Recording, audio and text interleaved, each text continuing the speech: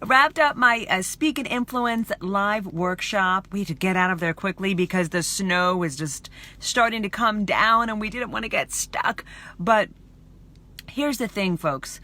One of the best takeaways for me, even though I was the one facilitating this and hosting this, is to oftentimes just get some insight and perspective from the people who are there, the people who are attending, folks who run their own businesses and really have figured out so many things, key things about success. One of the words and phrases that I wanted to pass along, and I wanted to do this before I got home, is this phrase that he told me called professionally persistent. I thought, oh my God, that's so good. I've got to share it. And so he'll probably see this at some point. But professionally persistent, meaning that when you are going after something, that you're not annoying, right? When you're seeking an opportunity and maybe you're reaching out to someone and you're second guessing yourself and you do it anyway. Because you understand that persistence is part of success. It's a huge piece of being successful. You have to be persistent. Things don't magically come to you. And so I love the phrase professionally persistent. You know, reaching out for those opportunities, for those big things that you want, those big goals. Hello, D. Hello, J. Hello, Lewis. You know, and I know that so many of you know about this whole professionally persistent.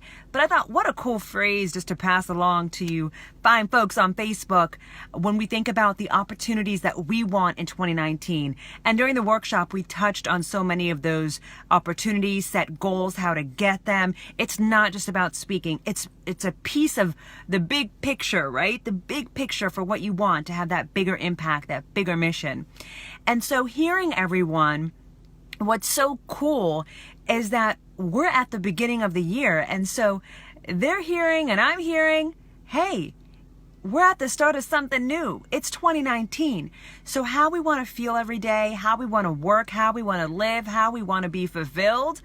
We have a year to change what happened, last year. We have tomorrow where we can start and determine how we want to operate, how we want to do things to get to some of these big goals. So it's great because it's a fresh start. It's January. It's the beginning of the year. And all of us, you included, have this huge opportunity to be professionally persistent in getting your goals for this year checked off your list. And I'm not just talking about monetary. We get stuck on that, but it's not always monetary. There are other goals that you may have too that are just as important.